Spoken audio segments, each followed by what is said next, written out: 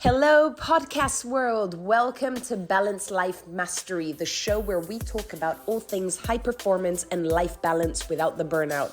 Stories, insights, and actionable tips on creating the life you deserve, giving you and your teams the unfair competitive advantage in work and personal life. Welcome back, wonderful world of podcast listeners. Today we are talking about habits. Our lives are essentially the sum of our habits. How in shape we are is a result of our habits. How happy or unhappy we are is also a result of our habits. How successful or unsuccessful we are is also a result of our habits. When we repeatedly do certain things, and what we repeatedly do ultimately forms the person that you are. What I do forms the person that I am. What Jeremy does day to day forms the person that he is too. The things that we believe and the personality that we portray are all based on the things that we do day in, day out. So today we are going to talk about habits, why they're important, how to create new habits, and how to give your day-to-day habits a little bit of an audit to make sure that they're actually helping you on your path to high performance. Over to you, Jeremy. So I take it they're quite important, right? Just a little.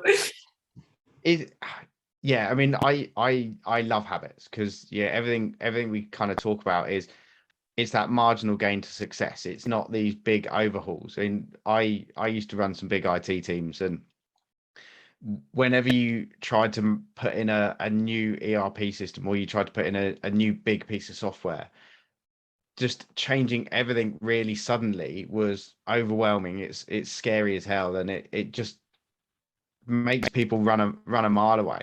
But yeah, that thing about, like Dina said in the intro, like the habits are, they'll either make us or break us. They're like what we repeatedly do. Nothing has to be overwhelming here. And I think habits get this sort of bad rep, almost like, because someone's like, oh, I've got a habit of doing such and such. It's like, well, that's not really a habit. A habit is like that, almost that subconscious thing that you do in the morning. It's like the habit of when you're making a coffee in the morning, it's like someone starts checking their social media because they sort of associate the two together. It's if you say, I've got a habit of speaking out in a meeting, that's not really a habit, but people kind of talk about that, but it's so much deeper and so much more hidden than that. And generally, if you know about your habits, they're not really a habit, because we've all been on these sort of self-improvement journeys, and I started to implement habits, and we're going to talk about a methodology in a bit, and it's one that I used, and I got to a stage, it's like, I don't really have any habits anymore. I'm not really doing all the things I need to do. And then you suddenly realize, no, because you're just doing them. Like, you don't have to think about consciously doing stuff. I just do it. And then you forget that you're doing it, which is the beauty of it, because we're all bloody busy. We've all got so much going on in our heads. The more stuff you can automate through either a habit or like automate using technology or whatever is marvelous. I mean, that's the joy of the world these days. There's so much stuff that we can accomplish without actually having to do anything, or without knowing about it. But there we go. So Yeah. I love habits. So cool. Before we dive in, I always think it's good to like get a bit of I was going to say exposure about us. I meant like exposing ourselves a little bit. So Dina, like, what's your worst habit? I know we have a very similar bad habit. We do. I'm not sure what this says about both of us, but so I actually have two. I thought of a second one, but I will share that similar one first. So I have to, or I don't have to, but I currently practice it. I have to have a dessert of some sort after lunch. And some days I'm like, okay, I'm really going to challenge myself to not have this thing after lunch. And my day goes out the window. So yeah, that is definitely one. And the second one, which I became aware of, was I would always have to have breakfast in front of the TV watching the news. And this is something I learned from my father. But I'll get into that in a second. But that was something, that it just kind of rang true for a second. How about yours?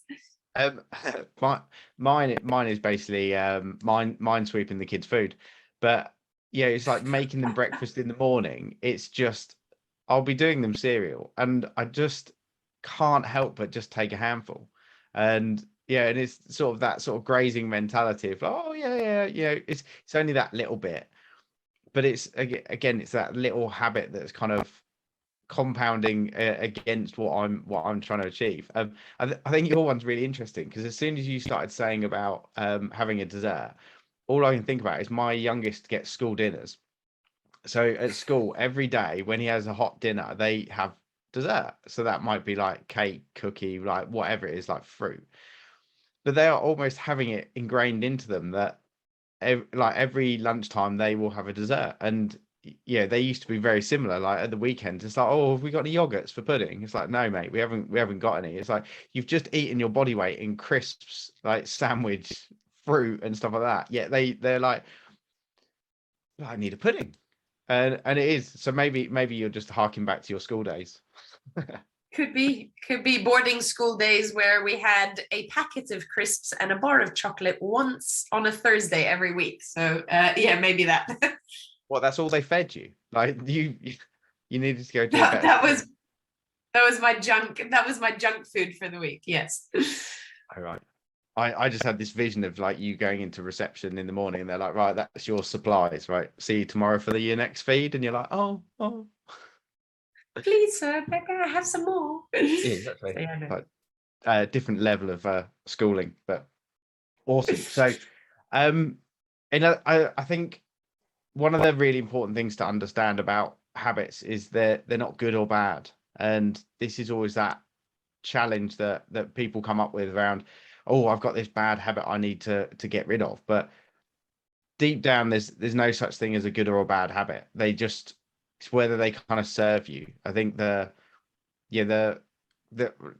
having a pudding or a cake or something's a great example because it's bad because you want to maintain weight, or you want to lose weight, or you want to improve your athletic performance or whatever it is. But on the good side, it tastes lovely and it'll make you happy, and you'll get that little bit of sort of that treat element to it. So there's no good or bad, it's just how it's going to serve you over the long term. And I think that's a really important part to understand. Like, you should never beat yourself up about a habit, because there is an underlying meaning to that habit. And I think that's super, super important, because again, just like we spoke about values on one of our other episodes, and if you haven't heard that already, please go back and listen to it, because it was a popular one. So when it comes to habits, as long as they are aligned with the goals that we're trying to achieve, right, that is and that's where we become in control, and we get to set intentions and choose what we want to include and remove from our daily kind of practices and lives in order to get to certain goals. So I think that's what one of the key things to also keep in mind is that they can change as we grow, as our goals change and evolve. Our habits will need to adapt, or we'll need to introduce new habits or remove ones that are unhelpful, as you just said. Awesome. And when I kind of said like habits get a bit of a bad rap, I think the other reason is they feel sort of so small, so insignificant, but it's that ability to build over time. And we're actually going to talk about the methodology that I kind of follow when I was building habits, trying to break habits and bits, and that's one by James Clear, who wrote Atomic Habits, which if you want to go deep and geek into the topic, I highly recommend the book. It is fantastic. But he talks about an ice cube. So if you take an ice cube out of the freezer and you put it on your worktop, it will just sit there. Nothing will happen. Nothing will change. But there's clearly something going on in the environment. And then over time, it'll start, you'll start to see a little bit of like water dripping off it. And then suddenly it will be a puddle on the table, and it's completely transformed itself. And I think that when he sort of said that, I was like, that is an amazing analogy for habits, because like if you decide that you want to walk 10,000 steps every day. Brilliant target. Like tomorrow, you're not going to feel any better. You're not going to have lost weight. Like the following week, you're not, you might feel a little bit better, but you maybe haven't lost any weight. But over time, you'll probably start to lose weight. You'll feel better. You'll think clearer. Your immune system will be better. You're more creative because you're outside to take these steps to make sure you get them in, and suddenly you're transformed. But the problem is you've been on like a journey for months to like increase these steps and do these steps, and it kind of feels like, oh, but I've just been walking, or I walked the same last week to this week, and I feel great this week, and I felt all right last week. It's kind of hard to see that change, but that's the amazing power of it at the same time. Yeah, absolutely. You know what I just thought of actually, a habit that, and it popped up. My son is always like, how do you drink coffee? How do you drink coffee? And think of all of the avid coffee drinkers and coffee fans. Are you a coffee drinker? Only a little bit now, though. I'm getting. It's one of my goals to reduce my caffeine. Yeah, no. So I went from 6 to 1. So 6 a day to 1. So yeah, 100%. But coffee in the sense of that. Coffee is a habit. Drinking coffee in the morning is a habit, and it's something that a lot of people think that they are attached to and need, and that their body is like addicted to, and all of these things. And something like drinking coffee is just a habit, which at the end of the day, I mean, my lifestyle changed because of my heart condition. I had to stop coffee for 7 months, and I'm only allowed 1 a day. So again, these things required me to kind of change my behavior around coffee. But just a random thought to drop in there with you. But yeah, I mean, a random thought back then. I mean, they've kind of discovered that coffee first thing in the morning is like one of the worst things you can do, because like your body is fully rested, right? And you should be in a good mood, but then your cortisol level's high because you're kind of waking up, like there's the stress hormone. Then it's kind of like having a stress hormone and then tipping fuel on the fire. So everything just kind of ramps, but everyone feels like, yeah, I need this coffee to get my body moving, or I need this coffee to like be focused and stuff like that. It's like, no. Save that coffee, because like caffeine is a wonderful thing when it's used right.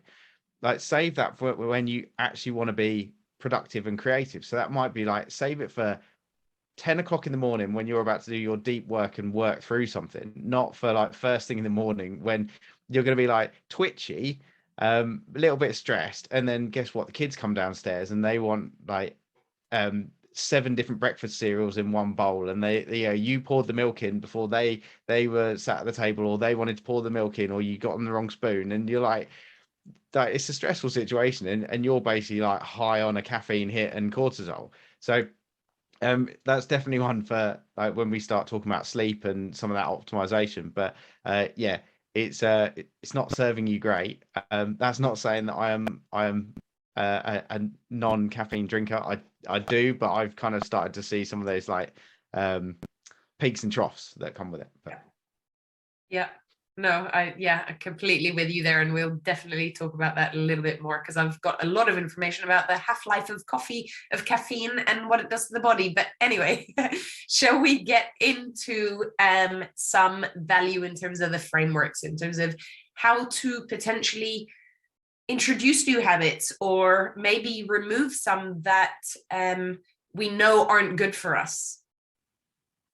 Yeah, absolutely. And I think probably as you start to go on a journey of like high performance, looking at balance, it's more important to remove than add, because the problem is, we all read self-help books. Well, the majority of people read self-help books. If you listen to this, you probably do like work on yourself, which is awesome.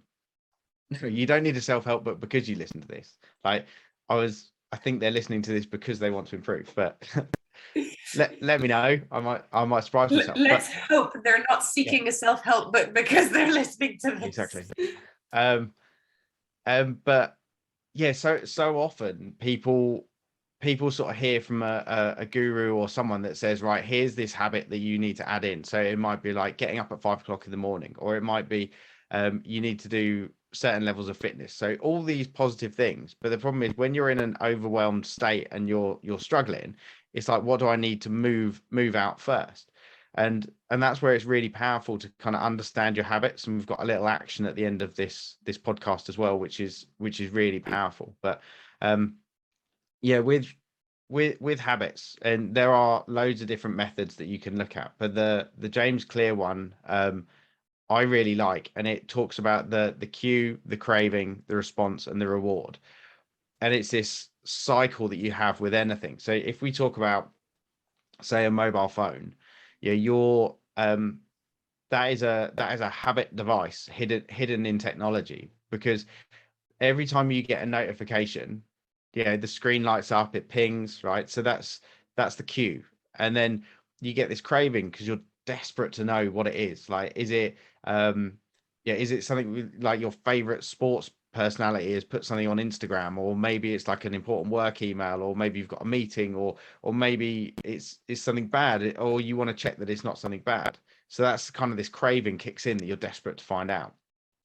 The response is obviously checking your phone, and then the reward is that little sort of satisfaction, the dopamine hit that kind of you found out the answer to that question. And as soon as you start to realize, like, it's those cues that really start to drive all of these actions, and it's all subconscious. Like that cue, it's like walking downstairs and seeing the kettle. It's like walking past your favorite Starbucks on the way to work, or wherever it is. It's like you don't even know that cue exists. The smell of fresh bread or something, like, that's why they pump those things around, like supermarket stores and stuff, or they put stuff in the entrance, because it's that cue to trigger off all those things. Like all TV adverts are like driven around like that craving and showing you what the response should be and stuff like that. But Dina, I know you kind of you have touched on before about a different method which is sort of similar but a bit easier. What one's that, or what are the steps? So it's similar to this. It's just a little bit more simplified, and it is literally in terms of every habit that we have, whether it's good or bad, it follows the same 3-step pattern: a reminder, a routine, and a reward, right? So if 4 steps is a little bit more complex and you talk about cues and cravings and all of that, this is literally something that triggers our behavior, right? And then the behavior itself, which is the routine or the action that you take, and then the reward, so the benefit that you gain from doing that behavior. And that's called the 3 R's of habit change. So again, similar kind of, it's all about behavioral studies, but that's just a simpler way of thinking of it. Awesome. Yeah, no, that's really cool. And it's quite often what resonates with you, and the simpler the better as well, to make these things kind of work and stick. So cool. Yeah. So if we look at Q, then there's obviously 2 sides to everything here. So you're either looking at building a new habit, or you're looking at removing an existing. So yeah, obviously if you want to make a new habit come in, and it's talking about Q, so you want to make it as obvious as possible. So if you want, let's say you want to start reading your book in the morning, like, where do you put your book to make it super obvious? For me, my book, so I read the Daily Stoic, and I have it next to my like next to my coffee machine, like kettle, coffee machine, like mugs and stuff like that. It's just sat there, along with the journal every day. Just make it super obvious. Yep. What about you? Anything that you do to, like, in your face? In my face is probably literally first thing. There's so many things I used to hang up on the bathroom mirror, because literally it's the first place I go when I stumble out of bed. I'm like, oh my goodness, brush my teeth, wash my face. And that's literally the start of my day. So even with all of my clients that I worked with in the past, anything, I'm like, if you want to start to introduce a new habit, where's the first place that you look? Where's the first place that you go to when you wake up? And for most of them, they're like the bathroom. I was like, write something on the mirror, stick a sticky note on there, forget about on your laptop, because your laptop is on your desk space is already associated with noise. So you want it to be a place where where you'll notice the abnormality of it being there, basically. So bathroom was a huge one. I remember when I used to kind of, I still do a lot of like affirmations in the morning, but I wrote 2 of my most important ones on my bathroom mirror with lipstick, and I was like, this ain't coming off. So that was it. And yeah, so that's my magic spot. Very cool. And it's often called habit stacking. So it's that idea of, with a habit you've already got. So mine was like the go downstairs to make a drink. Dina's is going to that bathroom. It's like, when you do the current habit, I will do my new habit. So if you want to bring something in, so it's like, when I go downstairs and I want to journal, when I have my coffee, I will get my journal out. And it's just adding that thing, because it's like a habit you already have, at the same time as something that you want to do. So it just helps with that adherence. Obviously, the schedules have to align. So don't say, I will go to the gym 4 days a week, and your reminder is when you have coffee in the morning, because it doesn't, like, the routine doesn't align. But also make sure that you do it at a time that is actually going to work. I think a lot of people try and cram these things in the morning. If you want to do meditation or some mindfulness, don't do it within any period of time of the kids waking up, because if the kids get up 5 minutes earlier or 10 minutes earlier than than they normally do, and that's when you're sat in the living room trying to have a quiet moment to yourself and visualize your day, it's going to actually make you more frustrated, because you wanted to do this habit but you got disrupted, so then you end up giving up, and what's the point? So, and I think that is one of the biggest things to people failing, quote unquote, especially something like New Year's resolutions, right? That is a huge thing, because people come up with these massive ideas, but they don't know how to actively or successfully place them into their day, or to plant them into their existing routine. And then they end up expecting and requiring this massive overhaul of change. And then guess what happens? 2 weeks down the line, and it's like back to normal again. So yeah, super on point there. And then obviously the flip side of that cue, so you want to make it invisible. So this is like a habit you want to stop. So that might be, whether it's putting the mobile phone outside the room, or putting it on do not disturb, or using like the focus times and bits like that. Hiding cookie jars, like, don't buy the bloody things in the first place, is always a good one. But it's just that inverse of, if you automatically go and grab something, it's like, how do you move it? I don't know if you've ever done it, but if you move an app on your phone, like, you use that app less, because you like, oh, it's not there, and then you think about it and you go, oh, I don't really need to check Instagram. But if it's in the same place at the same time every time, you like, just but... Exactly. Yep. So yeah, and I like what you're doing there. One add, one remove. Okay, super useful. Yeah. So the next bit, so the next step was like around craving. So if you want to build that new habit in, you've got to make it attractive. So there's got to be something in it for you, because if you watch TV adverts, that craving will be like, there'll be a family all sat around together eating dinner, and then they're trying to sell you whatever the food is. Like, the craving is not the bowl of chicken nuggets. The craving is having a family time, having that like sense of like belonging and bits like that. So what you need to do is work out how to make that habit attractive, and you can obviously align it to your values. That's a really good way to do it, but that's kind of difficult for motivation, especially, as we said, like, you won't see the output of a habit for a long time. So there's a really nice way of like continuing the habit stack, which is where you say, when I get my coffee, I'm gonna do my journal, and then afterwards you do something you love. So the idea is, in the morning, I'm going to have my coffee, which is an existing habit.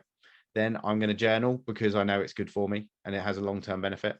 And then afterwards, I'm going to watch a YouTube video of, I don't know, CrossFit or your favorite sports team or something you love to do, cat videos, whatever it is on YouTube.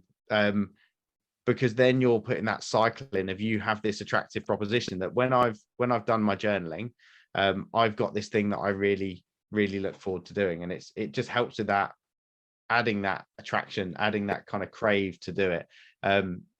Because the idea is you only do it after you've done that activity.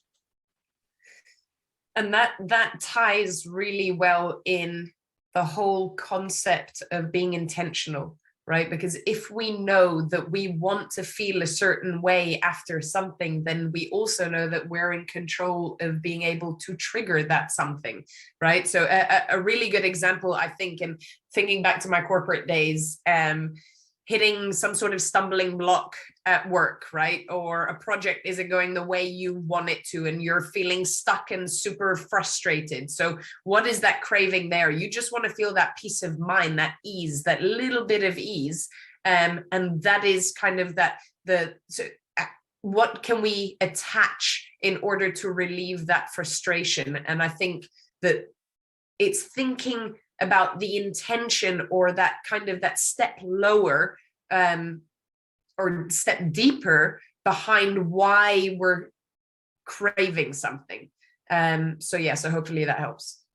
Yeah, no, that's awesome. And it is that, yeah, the more you can really think about this stuff and make it uncover those kind of layers, because there's so much internal filtering and stuff going on in our heads.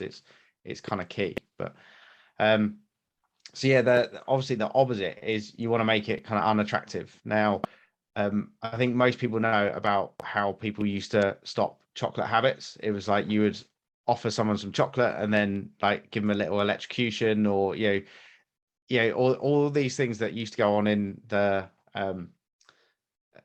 mental health industry, or how to quit a habit was like, what was the best thing to do? Make a child smoke a box of cigarettes was the best way to stop them wanting it anymore. So it's just making that unattractive. So I'm not recommending any of these. Don't go get a car battery, any of that stuff. But it's really about making yourself realize the how it doesn't serve you, because it's like the pausing for a moment, like very much like the intentional thing. It's like you're just about to put the piece of cake in your mouth, or you're looking at it, and it's like, just visualize that, does this align to my goal? If I'm trying to lose weight, how am I going to feel about this a little bit later? And do I really need it? And I think I always think it's best to look at it from a positive mindset. It's like, what's the positivity of not doing this habit? And I'd much rather people did that than tried to, you don't want to beat yourself up. That's not the way to improve. It's focus on the what if I don't, and I think that's really helpful. Yeah. And it's just like the craze of stopping smoking, like all the hypnosis and all of that stuff that was in the 90s, I think. And that's pure NLP, that's subconscious reprogramming, right? It makes you hate the idea of smoking and break the habit. But people think it's this magic, I don't know, spell that gets put on you. And that's essentially what it is. It's all of this. It is NLP. It is the reprogramming of your subconscious. I think it's really important to understand you never will understand, but what's going on in your head. And that was probably the most transformational thing for me about doing NLP. It's like there's so many people you can help with it, but you can help yourself on the way through as well. But Absolutely. you never realize how many like filters and things that you have that are trying to help you, and in the best possible way, that they're serving you, but it's not serving you long term, it's serving you in that short term. So no, it's a really cool area to get into. Sure. And people think it's all about willpower, right? I used to be one of those people. I'd be like, oh, that person has incredible willpower. And it has nothing to do with willpower. It's about understanding the underlying aspect of certain things, the deeper layers, the intentions behind things. So that was a life-changing revelation for me when I learned that willpower is built. It has nothing to do with this magically born individual who is born with all the power. Oh, absolutely. And it's that little bit over time, and it all becomes that little bit easier. But which actually comes on really nicely to the third bit, which is about that response. So this is so if you think about the mobile phone thing, this was when you actually tapped on the app or whatever it was to read it. And yeah, if you want to build a new habit, you want to make it as easy as possible. So this is like, how do you, so let's say you want to eat healthy, right? The struggle with eating healthy is usually you get told you need 1,001 ingredients and you need to like healthy cook everything from scratch, and like you're overwhelmed, you don't have any time. Like meal planning services, and that's not, I'm not saying that's the right answer, I'm not saying it's the wrong answer, but if you want to eat more healthily and you are time poor, that is a wonderful way to like get that ahead. Like, or if you want to go to the gym every morning, it's like put your gym clothes next to the bed, because when you get out of bed, you automatically put them on. Don't have to go rummage in a wardrobe, like all these things that make it really hard to do. It's like make it effortless, just yeah, effortless. Just want to add something randomly clever there, but and what's the opposite of that then for breaking a habit?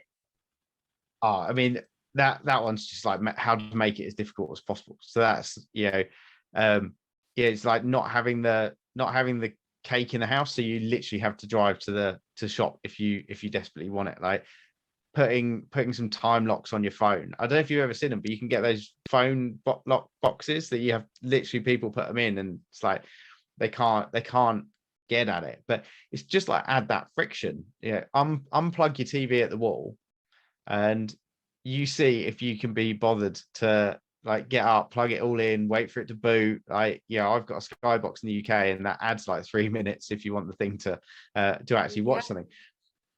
And then you'll suddenly realize, oh, do you know what? I could pick up my book that I need to read, or I could do my stretching, or whatever you want to do. It's just like you only have to add a couple of little jumps to make it a real pain to do.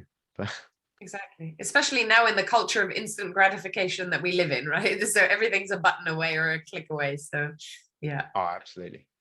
And just on the easy thing as well, from an IT background, automation is one of the greatest things you can do. So yeah, if you can automate a good habit or do a one-time thing for a good habit is amazing. So if you want to improve the amount of money you're saving each month, so you want to save 10% of your salary to go into a low cost index fund or something, which is I would highly recommend without being a financial advisor. You can get your bank to do that automatically, so you don't have to touch it. Or you can do the subscription to the meal plan services, or you can have these things that you can do, and they're automated and they're done in the background, or like a one-time purchase that's going to help. So if you're trying to improve your sleep, it's like get a new mattress, get a blackout blind, or buy an air fryer, or some of these things that are going to make things easier in the long term, that are going to make that habit a lot easier. It doesn't need to be like, how do you make it easier every day? How do you make it easier long term? Yeah.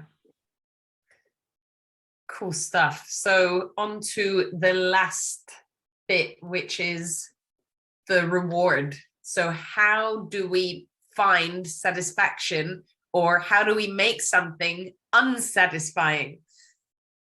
I think that's a really good one, because you said a minute ago about we want instant gratification, and like we said, it's like some of these things are you're delaying gratification in order for a bigger goal. So that might be putting that money into a savings account because you want to go on holiday, or you want to do something, but it's like taking it away from things. So what I think is always really nice is if you can have a visual cue of like something being satisfying. So let's say you decide that instead of having a takeaway every Friday night, you're going to have one once a month, and what you're going to do is put that money, so say £50, into a holiday fund, like, and you can see that every time you go into your banking app, you'll see like Thailand holiday fund, and every week there's like £50 more in it.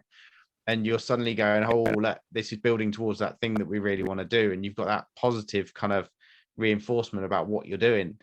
Or maybe it's like when you hit a new, like your weight target, you'll buy yourself a new set of outfit, or if you're a CrossFitter, you'll get a new pair of shoes, like everyone seems to do on a weekly basis. But like when you hit that target and have that little bit of healthy competition with yourself to really kind of keep that momentum, and I think that's key. I mean, that's why people flip-flop diets and flip-flop training programs and like continuously chase different jobs, because they don't get the feedback quick enough. But how basically work out how are you going to see that long-term vision faster.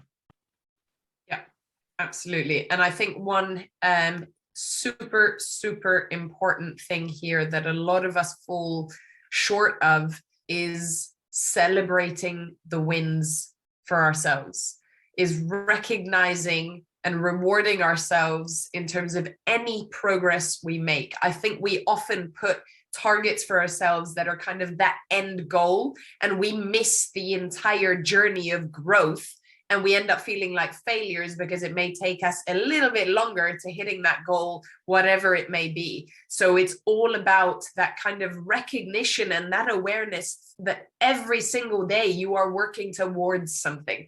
And that for me was also a massive game changer, because I was very much of the mindset of black or white, and I wanted that end result, like the 10 million, the gold medal, the whatever it was, and I forgot about everything in the middle, or I never even paid it attention. So I think that's a super kind of, it's a mindset shift, but it is crucial to the entire behavioral change of adding or removing habits. Yeah, oh, absolutely. And it's like stop comparing yourself to others is kind of key to this. It's like, because someone else is on that fitness journey as well, and it's like, oh, why can why do they look like this, or why can they do that, or why are they so much faster than me? And it's like, because they've been working for a long time and their values might be different as well. And it's like, but it will come, you're just a few steps behind them, which is frustrating but key. So yes. And then obviously if you want to do the opposite, so you want to make something really unsatisfying, and there's lots of ways people talk about doing this. And I think in the book he actually talks about basically if you like giving money to a charity that you don't like, and like I don't agree with that. I think that's too much of a negative mindset. I think it's like, get an accountability partner is a wonderful way to do it. And it's like, because the last thing you want to do is tell that accountability partner that you didn't do what you wanted to do, and add that bit of skin in the game and have it on that perspective. Or have a kind of habit contract that you'll do a charity run, or you'll do something that you don't want to do, like it's going to be a bit uncomfortable to do if you don't achieve something. So it's just adding that friction.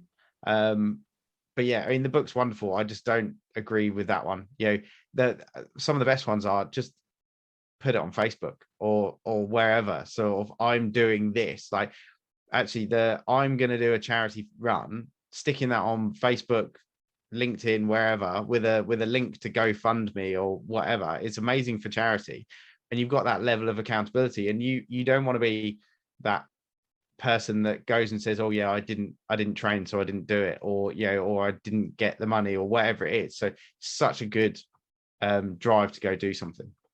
100%. And that is something, like, I get a lot of people, they're like, why do you post that much shit about your personal life on social media? I'm like, because it holds me accountable. That's my process of doing it. I'm not someone who has a close circle of friends or a network that I talk to all the time. This is me. It's my journey against me, or me for me, or whatever that is. And it's a huge drive for sure. Awesome. Yeah, no, and it's whatever works for you. And I think that's the thing. If it works for you, it's amazing. If it doesn't work for someone else, well, don't read the bloody post. So there we go. So that's the kind of the stages you're looking at. So you've got that, you've got your cue at the start. So you either want to make it obvious or you want to make it invisible. Then you go into your crave, So you want to make it attractive or unattractive. You've got your response. You want to make it like super easy or really hard to do. And then reward is either satisfying or unsatisfying.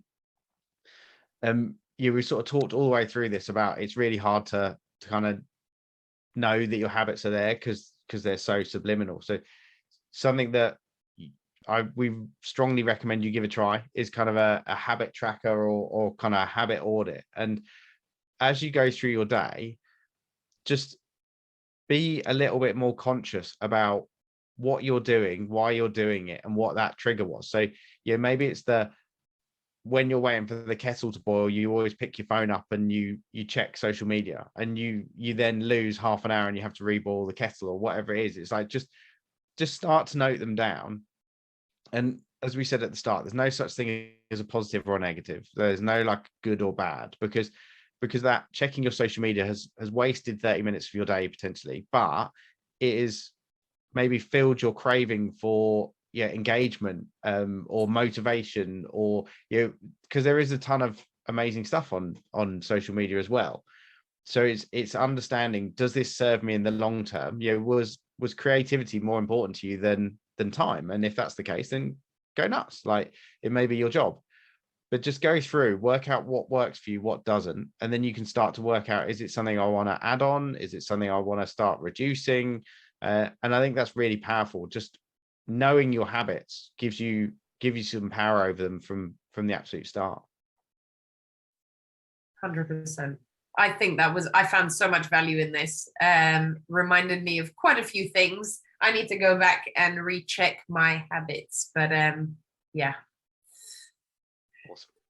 All right. Well, I think we've actually talked for quite a long time today. So hopefully there's people still here, but if you like the episode, please subscribe and give us a review, like give it a share. We really do value the feedback. We kind of read through them all because it makes us better and understand what you guys really want from it. And reach out to us on social media if you want to connect with us or send us stuff, or just see what our journeys are like, then please do so. And as you'll see in the show notes, we've got our BalanceQ scorecard, which is really giving you that insight into how you're doing on achieving that balance in your life. So you're still excelling at work, but you're finding that time for a life outside, whether that's family, friends, fitness, hobbies.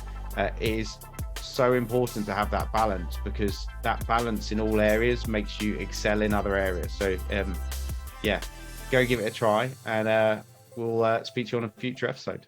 Thank you.